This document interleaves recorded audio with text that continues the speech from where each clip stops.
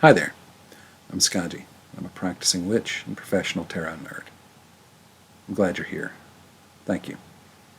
Today I'm going to talk a bit about the Wheel of the Year, which is the collection of 8 solar celebrations recognized by many in the modern pagan, Wiccan, and witchcraft communities. In some traditions, these are called the Sabbats, and that's what I'll call them here. I had most of a script written and rewrote part of it 3 times. There were all kinds of details, fun facts, and all that kind of stuff. There was even going to be a prop or two and a clip of some random guy riding a bicycle. But for now, that just didn't feel like the right way to go. So instead, I'm going to talk about taking a look at the Sabbats from a personal perspective. All the history, correspondences, practices are nifty, and I definitely recommend doing that work. But at the end of the day, if your practice doesn't resonate with you on a personal level, it's just memorization. When I started out, I read whatever I could get my hands on. And back then I had to find books. There was no internet as we understand it today. Back then even the wheel was a newfangled invention. But in addition to all that reading, I made an effort to put the Sabbats into the context of my own life. I thunked and thunked about what happenings were happening during those times in my own life. I start my magical year on Samhain. That's around the end of October, early November. Anyway, I start my magical year at Samhain for a couple of reasons. I performed my first real ritual on Samhain, during which I dedicated myself to a magical path. And I chose this time because it's such a liminal time of the year. It just felt that way. It still does. And it's my favorite time of the year. For me, this is a time when things would really start to slow down, having gotten into the swing of a new school year and before the absolute chaos of the incoming holiday season. I enjoy the cooler days and lengthening nights, and it just feels introspecty. And there's not much I enjoy more than having a chance to just think about stuff. Not only is this time of year a good time to honor your personal past and your ancestors, but it's a great time to take a nice long look inside. Samhain is the third of 3 harvest celebrations in many traditions. When I was a kid, that harvest aspect expressed itself when we were cutting firewood.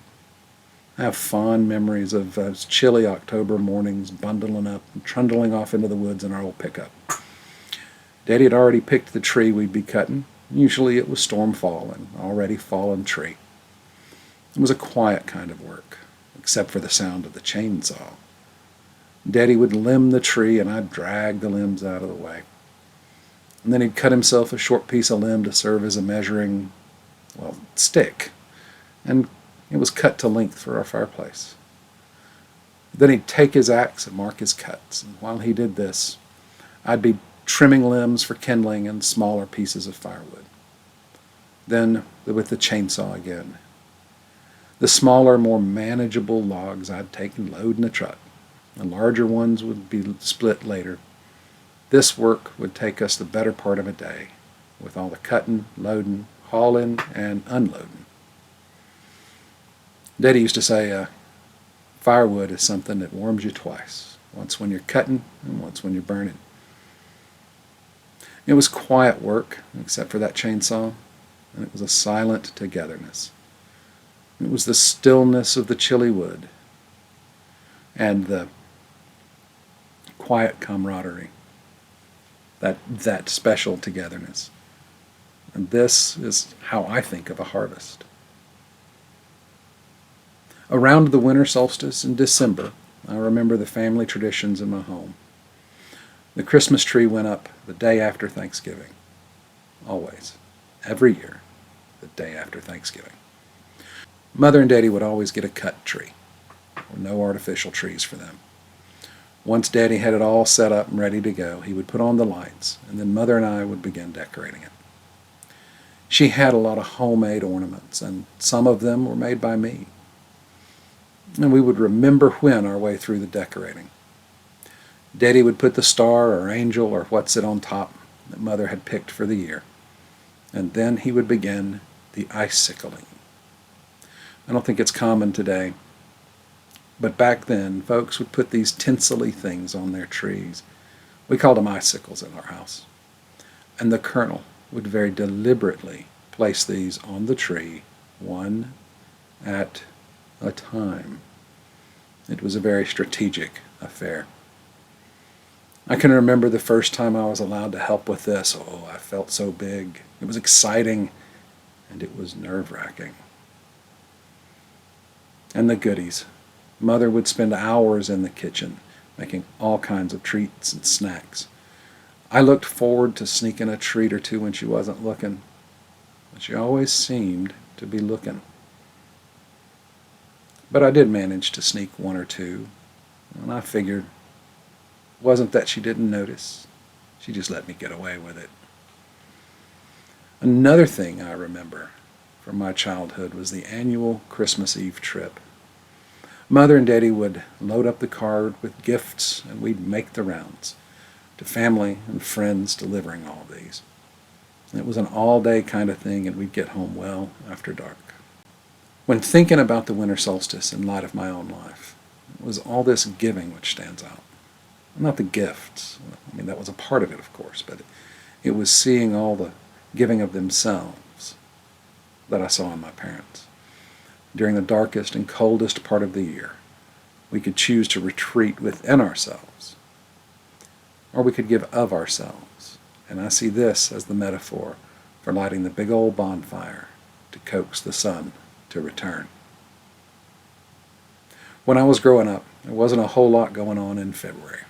It was a little harder for me to place Imbolc into the context of my own life. Best I could do at first was, well, here in the States we do have Groundhog Day. That old groundhog would come out of his den, and if he saw his shadow, he'd go right back to bed, and there'd be 6 more weeks of winter. And on the farm where I grew up, we actually had groundhogs. It was always a treat for me to see one of those stealthy little guys. Over time, though, I recognized other things going on in my life. Around that time, the chaos of the holiday season was well and truly done, and it would be a bit before I had to worry about finals and such things. This, for me, was a take-a-breath time. Today, there's still a take-a-breath feeling to this energy, for me, this time of year. It's a good time for some divination. Groundhogs not required. And it's a good time to think about what needs to be prepared for in the upcoming seasons. The spring equinox when I was growing up wasn't a thing. I mean, it was a thing. It was a thing that happened right there in March, but it wasn't a thing recognized in our house. What was recognized in our house was Easter. Each Easter morning, there'd be a basket next to the fireplace left by the very clever Easter Bunny. The chocolates and jelly beans and little toys and an egg or two. And when I was little, I'd get new nice clothes each year. And heaven forbid if I ever got caught playing in my church clothes. Except on Easter. On Easter, there was the great spectacle of the Easter egg hunt. Now in our house, there weren't any of those plastic things masquerading as eggs. Nope. Mother would boil about 8,000 eggs, and we'd have a great time decorating them. The stuff we used to dye them in the olden days involved a lot of vinegar, and even today when I smell vinegar, the first thing that flashes through my head are Easter eggs. There would be several hunts during egg season on Easter Day. Mother and Daddy would hide a few around the house for me to find. And there would be a hunt at the church for all the kids. There was always that one plastic egg with like $5 in it. I never found that special egg, not once. But then we'd head over to Granny and Granddaddy's for lunch, and there'd be another Easter egg hunt there. And I'll tell you, if you've never had this experience, when you use boiled eggs, and you don't find them all, you really don't want to be the one to find it with the lawnmower several months later. It's like running over a stinky landmine from hell. And it was around this time of year where we had spring break, and while I loved school, having a week-long break to read whatever I wanted was joyous. But when starting out on my magical path, the spring equinox was a rough one for me. I was leaving one spiritual tradition for another, and I had some difficulty reconciling all of that for myself. And now that I'm thinking hard about it, maybe it was this effort to bring the Sabbats into context for my new path that first led me really to think about all this in a personal and not so much textbook kind of way. I generally like this part of the year for no other reason, because the weather tends to be mild, and then there were storms. Where I live, we can get some fairly serious thunderstorms and tornadoes, but I loved sitting on the porch of the house on the farm and watching the storms blow in from the west. And if there were lightning, bonus. I didn't know it at the time, but I think that excitement that I felt was because I was feeling the wonderful power and energy, which is nature itself. And this was a good time to go hiking in the woods too. The snakes were still sluggish, the weather was nice, and everything just seemed so new. So this time of the year finally came to represent just that. The energy of spring is one of newness and promise. In grade school, the beginning of May was when my school would have what it called a field day. This was a kind of end of the school year festival day when we would have track and field events and booths with little games and goodies and a maypole. The teachers would do their best to herd a bunch of sugared up kids around the maypole, and it was nothing but merry chaos.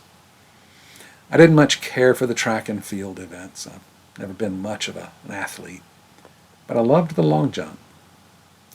Partly, I think, because I didn't come in last in that one. But I think mostly it was because I got to land in the sand pit. And I'd look at the hole my feet left in the sand, and I'd feel like Bigfoot or Godzilla. Look at the havoc I have wrought. Now, when I was starting out in my magical life, the more, shall we say, adult aspects of the Beltane holiday were exciting. But it was the energy, the ending of a school year, which I felt most. See, I wasn't one to take summer classes. I had to work. And the rising energy of the year was felt in the stress of preparing for finals and getting ready for a summer job. For me now, this time of year still has a lot of that same energy.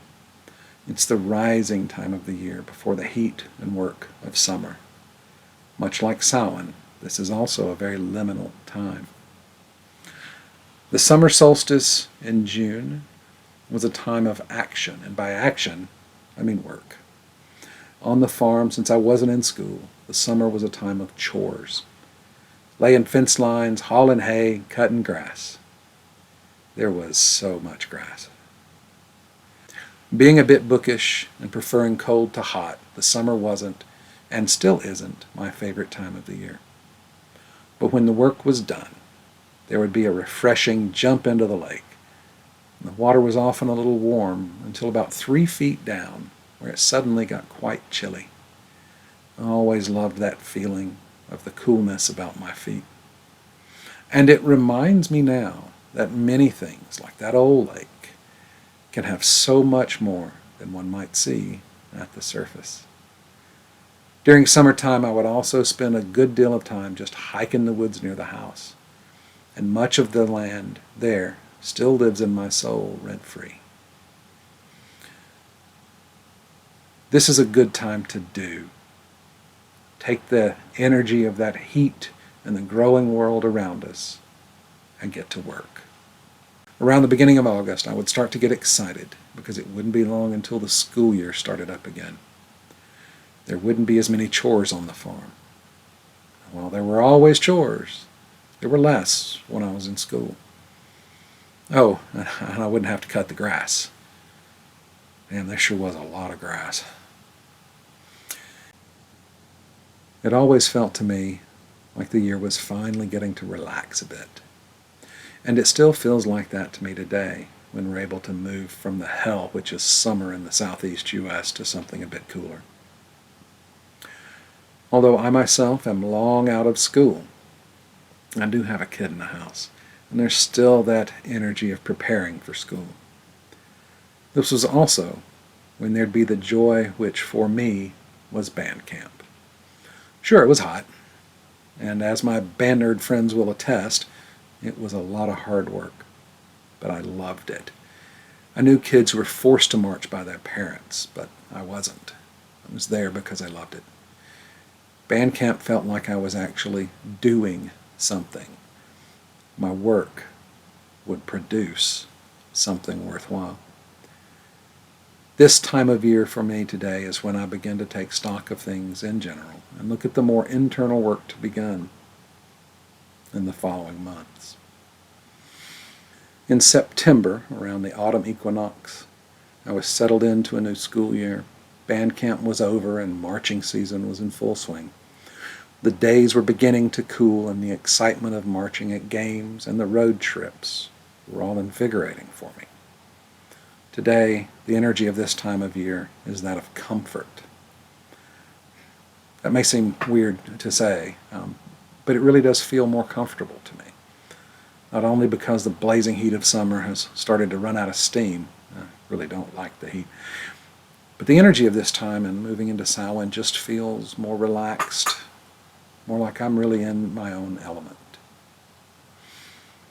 You know, one of the cycles of my year seems to be related specifically to my own practice. During the light half of the year, it seems like I'm really busy with life things, work and so on, and my practice it slacks.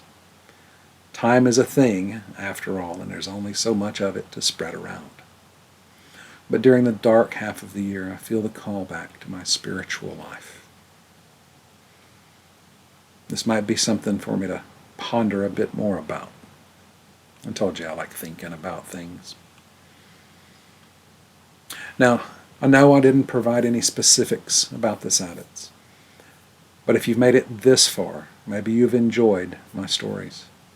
And maybe you can see ways to connect yourself more closely with the passage of the seasons in your own life. You see, your spiritual path is just that. It's yours. We may walk our paths together for a ways, but when all is said and done, our journey is our own. Walk your road in struggles and in joy, but make it your road.